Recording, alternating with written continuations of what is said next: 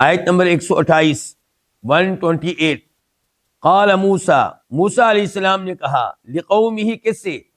اپنی قوم سے، یعنی کہ بنی اسرائیل سے، استعینوا، تم مدد چاہو، تم مدد مانگو۔ مانگو کس کا معنی ہے؟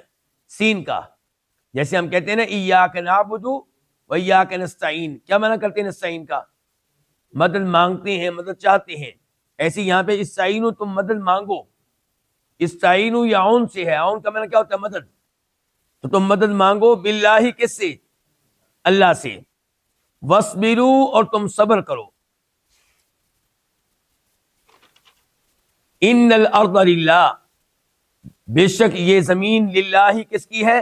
اللہ کی ہے۔ للہ یہ دو الفاظ ہیں، لام اور اللہ، اور لام کس کے لیے ہے؟ ملکیت کے لیے، یعنی کہ زمین اللہ کی ملکیت ہے۔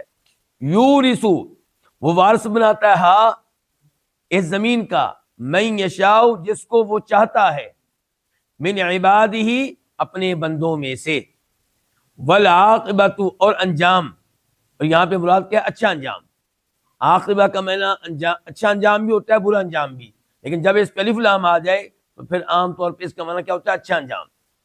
والعاقبۃ، اور اچھا انجام، للمتقین، تقوی اختیار کرنے والوں کے لیے ہے، اہل تقوی کے لیے ہے۔ للمتقین یہ بھی دو الفاظ ہیں، لام اور المتقین۔ المتقین جمع ہے کس کی؟ المتقی کی، تقوی اختیار کرنے والا، یعنی کہ فرائض و واجبات پہ عمل کرنے والا اور کبیرہ گناہوں سے بچنے والا، دور رہنے والا۔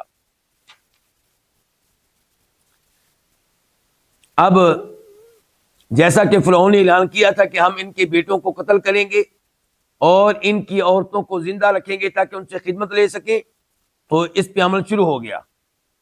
تو لوگ جن پہ ظلم ہو رہا تھا انہوں نے موسیٰ علیہ السلام سے رابطہ قائم کیا۔ تو موسیٰ علیہ السلام نے کیا کہا؟ استعینوا باللہ، مدد کس سے مانگو؟ اللہ سے مدد مانگو۔ اللہ کے نبی، اللہ کے ولی ہمیشہ مسلمانوں کو جوڑتے رہے ہیں کس کے ساتھ؟ اللہ تعالیٰ کے ساتھ۔ وہ یہ نہیں کہتے رہے کہ میں مشکل کشا ہوں، میں حاجت روا ہوں، میں غوث اعظم ہوں، میں عالم الغیب ہوں، مجھ سے مانگو۔ ایسا دعویٰ انبیاء کرام نہیں کیا کرتے تھے علیہ السلام۔ وہ ہمیشہ مشکل اوقات میں خود بھی اللہ سے مدد مانگتے تھے اور مسلمانوں سے بھی یہ کہتے تھے اللہ سے مدد مانگو۔ تو اللہ سے مدد مانگو، وَاصْبِرُوا، اور صبر کرو، ان ازمائشوں پہ، ان مصیبتوں پہ صبر کرو۔ تو اس سے یہ پتا چلا کہ جب مصیبتیں آئیں، پریشانیاں آئیں تو کیا کرنا ہے؟ صبر بھی کرنا ہے اور اللہ سے مدد بھی مانگنی ہے۔ اور یہی کچھ اللہ نے کہا ہے سورہ بقرہ میں، وَاسْتَعِینُوا بِالصَّبْرِ وَالصَّلَاةِ، کہ مدد چاہو کس کے ذریعے؟ صبر کے ذریعے، ان کے ایک تو تم نے صبر کرنا ہے، نمبر دو نماز کے ذریعے۔ نماز کیا ہوا؟ اللہ سے رابطہ قائم کرنا۔ تو وہاں پہ بھی یہی کچھ کہا گیا اور یہاں پہ بھی یہی کچھ کہا گیا۔ تو اللہ سے مدد مانگی جائے گی اور صبر کے ذریعے مدد مانگی جائے گی، کس سے؟ اللہ سے۔ تو پتہ چلا کہ آزمائشیں آئیں ایمان کی وجہ سے، توحید کی وجہ سے، دین پہ عمل کرنے کی وجہ سے، تو انسان کو صبر بھی کرنا چاہیے اور اللہ سے اپنے رابطے کو مضبوط کرنا چاہیے۔ انہوں نے کیسے مدد مانگی؟ اس کے لیے ایک دعا قرآن کریم میں بھی آئی ہے، سورہ یونس میں آیت نمبر 85 86 85 86، ربنا لا تجعلنا فتنة للقوم الظالمین ونجنا برحمتک من القوم الکافرین۔ اے اللہ اپنی رحمت کے ذریعے، وسیلہ کس کو بنایا گیا؟ اللہ کی صفت رحمت کو۔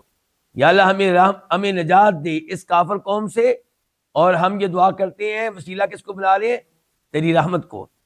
تو ہم پہ رحم فرما، اپنی رحمت کے ذریعے ہمیں اس کافر قوم سے نجات دے۔ ان الارض، بے شک یہ زمین اللہ تعالیٰ کی ہے۔ کون سی زمین؟ پوری زمین، اور خصوصاً وہ زمین جس زمین پہ وہ رہ رہے تھے، جہاں پہ ان کو غلام بنایا گیا تھا، بنی اسرائیل کو، جہاں ان پہ ظلم ہو رہا تھا، تو وہ کیا ہے؟ مصر کی زمین۔ یورثھا من یشاء من عبادی، اللہ اس زمین کا وارث بناتا ہے جس کو چاہتا ہے۔ آج فرعون کو اللہ نے حکومت دے رکھی ہے، تو کل کو اللہ تعالیٰ یہ حکومت تمہیں دے گا، بس صبر کرو، اللہ سے مدد مانگتے رہو۔ والعاقبۃ للمتقین، اور اہل تقوی کا انجام اچھا ہوتا ہے۔ اختتام میں فتح کن کو ملتی ہے؟ اہل تقوی کو۔